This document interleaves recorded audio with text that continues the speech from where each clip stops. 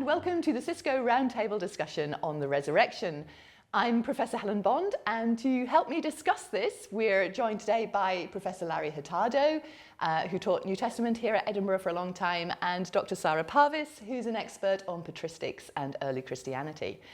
So we're starting off thinking about whether Jesus actually was buried. This is a very crucial question, of course, and one that has been doubted by certain modern scholars. It does seem to me that we're on fairly safe ground here. It is true that victims of crucifixion were often not buried, and this was all part of the horrific nature of crucifixion. It was so shameful not to be buried. But there is plenty of very early evidence, I think, particularly Paul's letters, that Jesus was buried. There's also isolated references in Josephus and Philo that suggest that perhaps as a special concession at the Passover time, somebody like Pilate might have allowed Jews to bury a criminal. And particularly that injunction in Deuteronomy 21 that says that you shouldn't hang on a stake overnight. I think there does seem enough evidence, and of course the archaeology evidence of the young man who still had the nail in his ankle. All of that, I think, does sort of join together to suggest that the gospel portrait of Jesus actually being buried does seem reasonably historical. I mean, is that a sort of a general assumption that you would both go along with? I would think so. As I recall, the references that are drawn upon to burial or just sort of discarding of crucified victims, it seems to me pertain more to mass executions, like after a conquest and war, or some other kind of putting down a mass rebellion. You would have a whole host of bodies, and so they would just be tossed into a common pit and forgotten. But as you say, there are examples in the texts, and the man from Givat HaMivtar who was buried in a family tomb. Enough textual evidences that where individual Jews were crucified, that the magistrate might well give to the family the body for burial. And so I would say, why should we think otherwise in this particular case? I think the interesting thing is it's not given to the family, but somebody else, Joseph of Arimathea, supposedly a member of the council, comes and buries him. What's your take on that one, Sara? Do you think that has a ring of truth, or how would you? I mean, there's no reason why not, I would think. I mean, what kind of male relatives does he have by this stage? Okay, he has some brothers, but they probably seem to be a bunch of disreputable Galileans. So if he had local friends in high places, you could imagine there would be a much better chance of their getting the bodies than his actual family from Nazareth. Of course, Joseph may not necessarily be a friend, though. It may be that the tradition has sort of enhanced his role, and you see that within the Gospels themselves as he becomes more and more of a follower of Jesus. I mean, by the time you get to John's Gospel, he's a disciple. He gives Jesus a lavish burial. It does seem to me that it may well be that he's a member of the council whose job it is to inter the bodies of people who've been victims of state execution. And that might suggest, too, a more shameful burial. I mean, that's one of the suggestions of Raymond Brown, that Jesus was actually given a shameful burial, and that the Christian tradition sort of enhanced that, because, of course, Christians didn't want to think in terms of Jesus suffering an ignominious end like that. Perhaps he was buried in a trench grave rather than this rather more elaborate, much more sort of aristocratic tomb that we sort of characteristically tend to think of. That's interesting. Sorry. I was just going to say, I think that burial of some sort is entirely plausible, indeed, particularly so for Jews, because we know the very strong Jewish concern about burial of the dead. Book of Tobit, of course, the classic illustration of that, where the guy in the story goes about, and when he finds some anonymous person who's been mugged on the street or something, still feel obliged personally to take responsibility for burying it because of the biblical law. So it seems to me that you wouldn't have to be a friend of someone to bury them. You would feel obligated to God to see to it that a dead person, even a criminal, was buried, because the unburied corpse is an abomination, is an offense against the law of God. mean, the notion that it's a fast burial because they have to get it out of the way seems to be really quite plausible. Now, the idea perhaps that it... What do you make of the stone rolling away and all that? Do you think that's a poetic detail added later, or is that crucial to the original story? Again, I think it may well be a poetic detail added later. I mean, the part of the emphasis on the size of the stone is just how difficult, I mean, I think this is sort of later apologetic, how difficult it would have been to get into this tomb. I mean, certainly first century tombs do have stones rolled against them. I mean, that's what a tomb looks like. But on the other hand, if you're thinking historically in terms of a much more sort of lowly trench grave, by the time you've started to enhance that to a more upper class aristocratic burial, then I think it makes sense to talk about a large stone to enhance the size of the stone. It was very difficult to get inside. I think that's part of the later.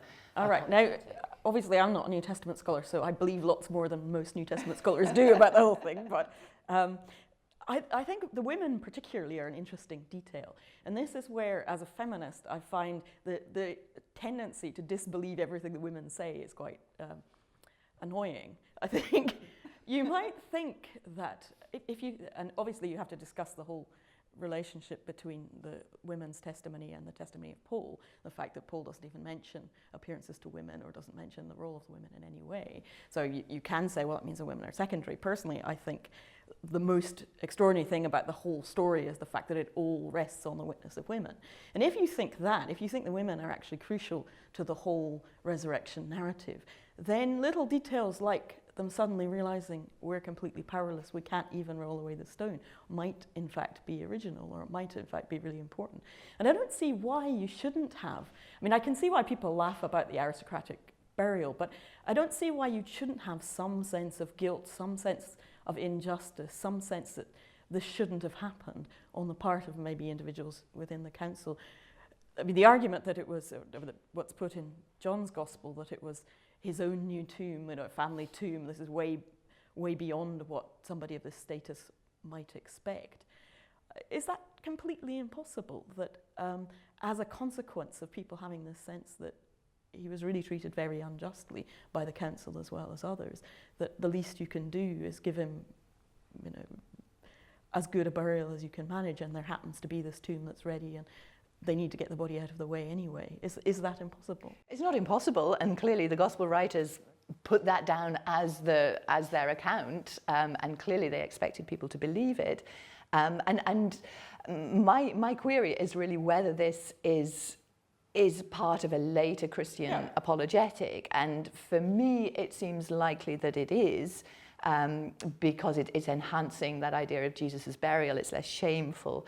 I mean, I think the interesting thing about the women, I mean, I would agree with you that it is interesting that we have this whole story that hinges on women. And what's particularly interesting about that too, I think, is that later Gospels add the men. So in Luke's Gospel, you have the journey of Peter. I mean, of course, it doesn't quite get into the text, it's in a footnote. But then by the time you get to John's Gospel, you've got the two males going to see, and they interrupt, I mean, completely interrupt that story of Mary Magdalene. So it does seem as though the earliest interpreters of this story did feel that there was a need for men on the scene, and I think that does support the idea that the earliest witnesses to this resurrection were women. It also has to be said that I think in a lot of traditional societies, including, I'm told by a Scottish friend, very traditional Scottish society, that handling of the corpse and preparation of the corpse for burial and so on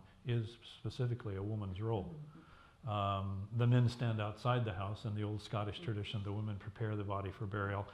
The women don't go to the burial site, but they prepare the body for burial and carry it out. So the attachment of women to the corpse of Jesus, so to speak, and to the entombment is thoroughly in keeping with the cultural setting. And in Paul's defense, perhaps, he doesn't talk about corpse and grave so much. He talks more about death and resurrection and witnesses to that. And in the tradition that he knows and recites, the men are the key witnesses to the resurrection appearances, but the women, for example, in the Gospel of Mark, it seems to me, are mainly cited in connection with guaranteeing that he died, that he was buried, and they know where. So we've been talking about resurrection, but what exactly does resurrection mean? I mean, it's an odd concept in many ways, isn't it?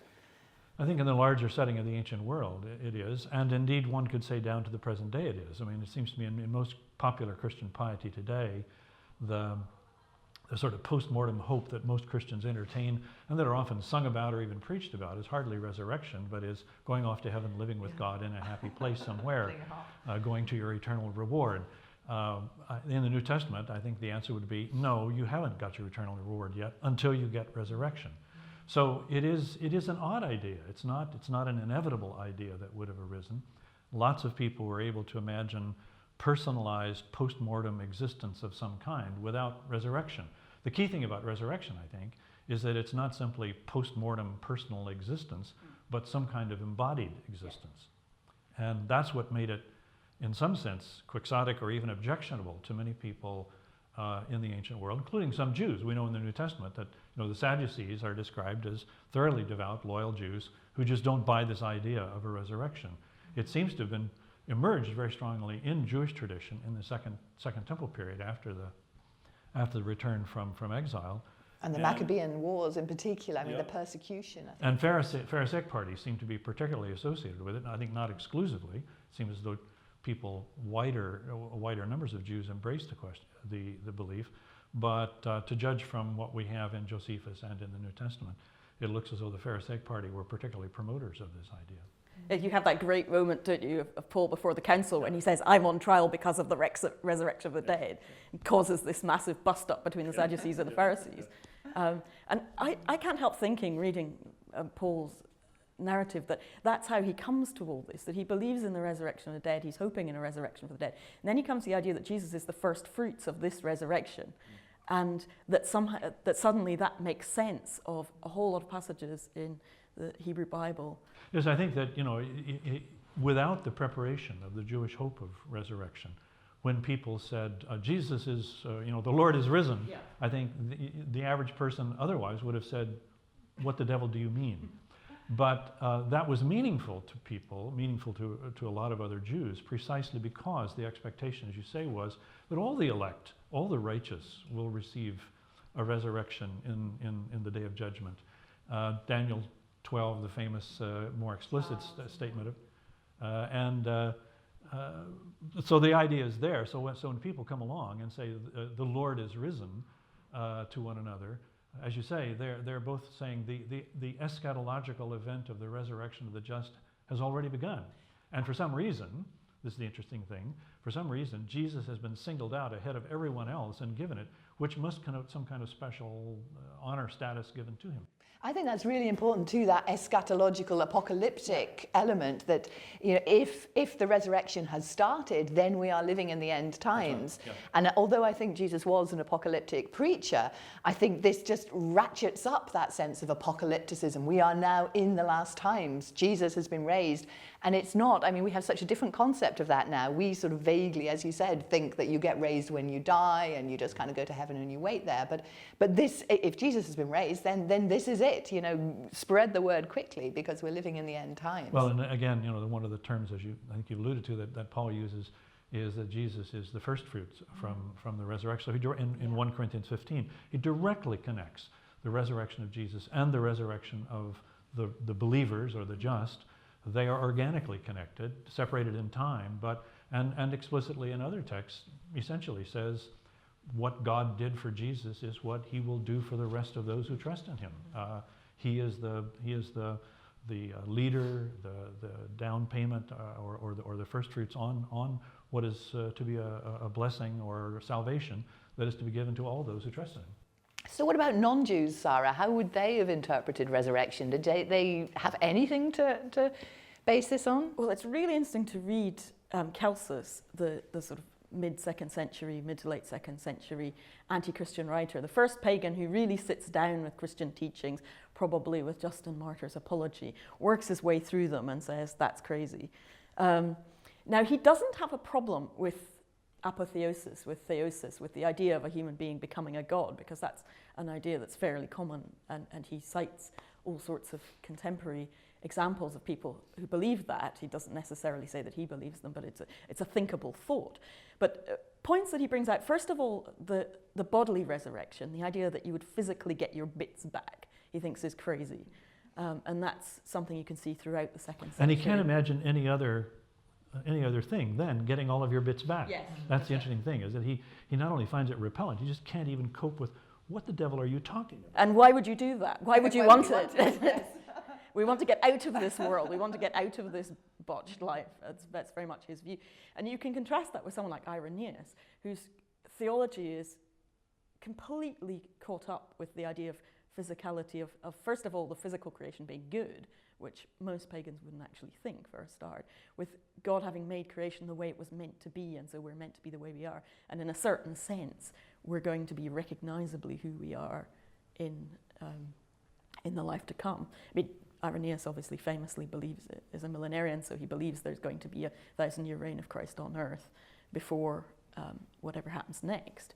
And you start getting this sort of double idea of the 1,000-year reign of Christ on earth, and then everybody bursting the bonds of creation and beginning a new creation. So that's, I mean, there's a period in which you have both of those going on at once, which is slightly confusing. But I like that story in the book of Acts, where Paul is preaching in a pagan city and preaching about the resurrection of Jesus. And of course, the Greek terms that he uses, Isus and anastasis. yeah.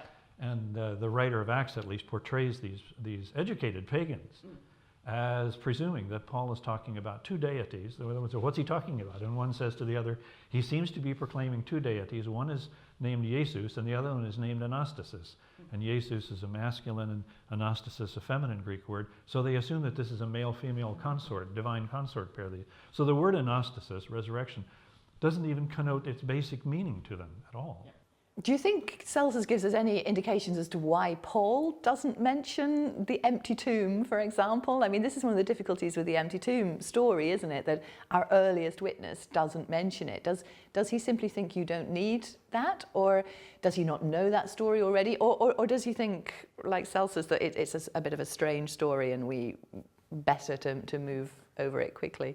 I mean, that's an interesting question. I never realized until you gave us the questions for today that that Paul doesn't mention the empty tomb. I mean, he does mention the tomb. He mentions being buried with Christ and rising with Christ as a key part of his baptismal theology. But I suppose, to me, there's a huge difference between Paul and the people who were actually eyewitnesses of Jesus during his life. I mean, a bigger difference than Paul would want us to think of, I think. And that's, to me, brought out subtly but very clearly in Acts, where it begins with pointing out that the real witnesses, the eyewitnesses, were there from the birth of John the Baptist onwards. And Paul just doesn't, there are things he doesn't get about the whole story. He's not a witness to that part of the story. He's there for something else. I've always found it strange, I have to say, that people wonder whether Paul thought of a bodily resurrection or an evacuated tomb, because my question is, one, why would he mention the burial of Jesus unless the bodily disposition, so to speak, factored? I mean, it would be enough to say simply crucified and raised, but in the full thing that he gives in 1 Corinthians 15, crucified, buried. And that suggests to me that there is some concern, some tradition about the body and the disposition of the body. On the other hand, of course, the emphasis in that passage is on resurrection and on witnesses to the resurrection and the validity of it. So he very quickly moves past the sort of 3 or 4, he died for our sins according to the scriptures, he was buried, on the third day he rose again, and then goes into the appearances, which he elaborates. So which he can put himself among, because he's one of the witnesses to the appearances. That's right. And so it seems to me that it's the list of appearances and their validity that's the important issue for him, not an empty tomb. I mean, in a sense, you have to say an empty tomb doesn't prove anything. And of course, the immediate, according to the stories in the gospel accounts, the immediate impression taken by the women is not resurrection, but grave robbery. Yeah. They go home and they report they've opened the tomb and stolen his body. So empty tomb isn't really an effective apologetic device at all. resurrection interprets empty tomb. Empty tomb doesn't interpret resurrection. Yeah, and it's interesting, I think, that for today, most people, when they think of the resurrection, it's the empty tomb that's the absolutely crucial thing. You know, if the tomb wasn't empty, then the resurrection hasn't happened. Whereas it is interesting to reflect on the fact that whether Paul knows that or not, he doesn't even mention it. Yeah. Well, the language that he uses in later in the chapter, in chapter 15, 1 Corinthians, where he talks about the future resurrection, he does say, you know, we will not all sleep, but we will all be changed. And flesh and blood cannot inherit the kingdom of God, but there must be a pneumatic body, a body that's empowered. I take that to mean not spiritual, but you know, a body that is empowered by divine pneuma, as opposed to a mortal psyche. It's empowered by pneuma now. And so he does there, though, it seems to me, talk about some kind of transformative continuity, shall we say. You know, the seed goes into the ground, he says, but what comes out of the ground is not the seed that you sow. And yet there is an organic connection between the two. So I can't help but think that Paul, if you'd ask him, do you think that Jesus' body was not there anymore? Personally, I think he probably would have said, well, of course not. He was resurrected. Really? I'm not sure. I think he might have said, well, I don't know. My sense is that Paul doesn't know that story, or at least if he does, he doesn't think it's at all. Well, I don't know that it would be necessary for him to know the story. I just can't imagine that given what he talks about, you know, that our bodies will be transformed in the resurrection, that he would have imagined that Jesus' resurrection would have involved a transformation of his body as well. But plenty of Jewish texts talk about the resurrected body in sort of non-physical ways. I mean, that text from Daniel we mentioned earlier, that, you know, the just are going to be like stars in the firmament. Even Jesus himself, when he's asked that question by the Sadducees, you know, he says, you don't understand what it's going to be like.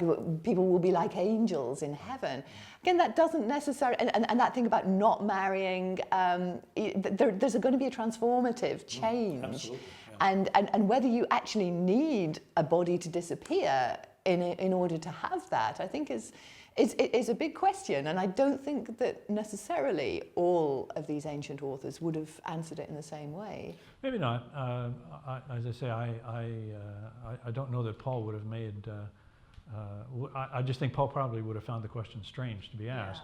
Yeah. As I say, because for me, the key thing is the way he describes the future resurrection of the just, and there he does seem to me to talk about a transformation of the mortal body. I just don't think Paul's theology works if you've still got a dead body there in the tomb, but he's somehow risen apart from that. I think, you know, the idea of his being buried in the tomb, going down, coming back up again, the kind of baptismal theology of going down into the font and rising again, only works if it's the same body. And you have all these debates about what kind of a body it is, obviously, when you get to the resurrection appearances. Can walk through walls on the one hand, but you can handle it and see that it's not a ghost. A spirit doesn't have flesh and bones as you see that I have. You know, that they're obviously conscious of the different but not different element from really quite early on. But I mean, you also get that even in the Acts accounts of Paul's speeches about what he's seen, don't you? That sometimes he's seen Christ as bodily, sometimes he's just heard, sometimes it's just a light, a vision. Yes. It's that's right. Well, but the wonderfully modest statement, I think, in 1 John is appropriate. You know, 1 John 3, beloved, it does not yet appear what we shall be, but we know that when he appears, we shall be like him. And the only thing that the author is willing, if you were asking, you know, what is the resurrection body? Saying, whatever Jesus is, that's it.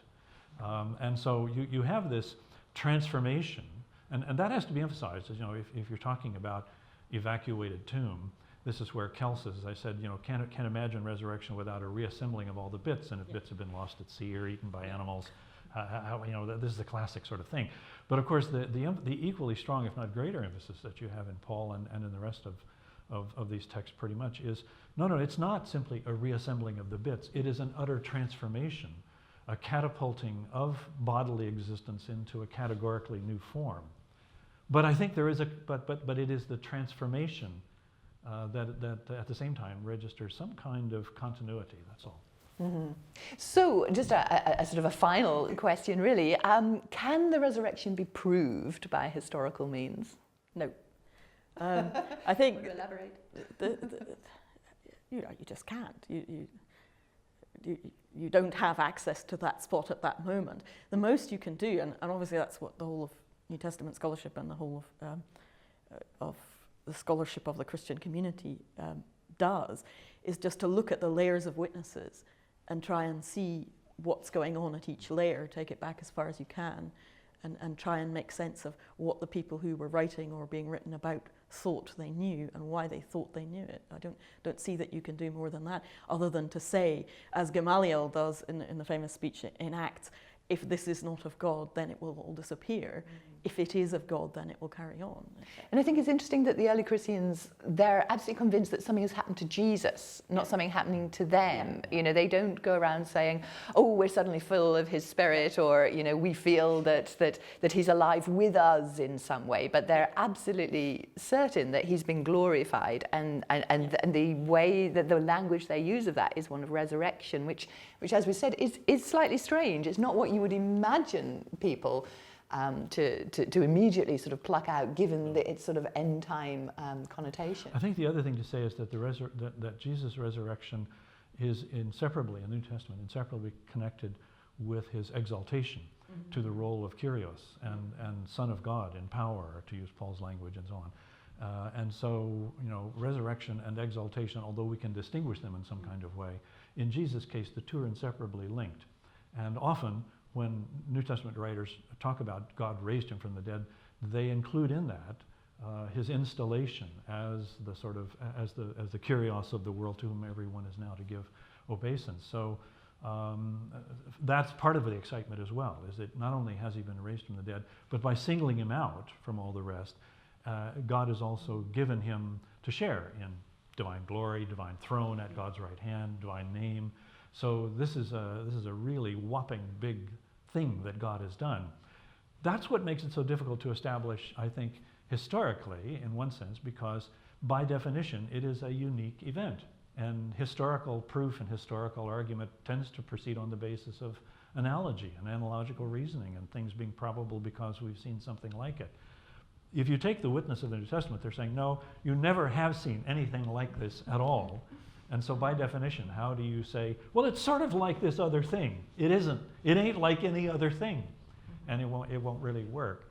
The other thing, of course, to say is that the New Testament writers quite explicitly say, God did not appear. What's the passage in Acts? Christ did not appear to all the people, but only to those whom he'd chosen as witnesses. So the early Christian writers seem to say, no, God has deliberately made it a matter of faith. And there's a sense in which the sometimes misguided apologetic attempt to try to prove this on the basis of adding up the facts is to work against what the early Christians take as the divine intention, which say, no, it's got to rest on faith. Otherwise, it doesn't work. Yeah, I tend to think that was, some people think that if you can prove the empty tomb, you've somehow proved the resurrection. You've proved grave robbery, that's all. Exactly, you've proved nothing of the sort. And I think as we've been discussing, yeah, I mean, even if the tomb could be proved not to have been empty, it doesn't necessarily say anything about the resurrection. So yeah, I do think that when it comes to historical Jesus, in a way, there's kind of a gap. The Gospel of Peter tries to cover that by telling you what happened in Jerusalem at that time, but clearly with no historical background for it. And I think this is simply a matter of faith, and at that point, historians have to know when they've gone too far. It's misguided in either direction to think that you can prove or disprove resurrection. I suppose it's the moral content of the proclamation that either appeals to a person and says, yes, I want that to be true, or that's utterly repulsive, I want nothing to do with it. But I think it would be nice to finish with the image of Mary Magdalene, because in some ways she sort of symbolizes the church's or the community's response to the whole thing. And in John's Gospel, obviously, which is a later one, but the famous Noli me tangere that we've all seen so many beautiful paintings of, in fact, in the Greek, doesn't say, don't touch me, it says, stop clinging to me, doesn't it? And the idea that your first reaction to the resurrected Jesus, the first reaction of the women, and particularly Mary Magdalene, is to cling, is to say, now we've got him back, now we've got it the way we wanted it before, and immediately she's sent off by Jesus saying, you know, stop clinging to me, don't do it like that, go out and tell people what's going to happen next. And I think that's what you get very strongly, both from the Gospels and from Paul, that they saw it not as being the sort of happy ending that now everything was all right again, but the beginning of a completely new stage.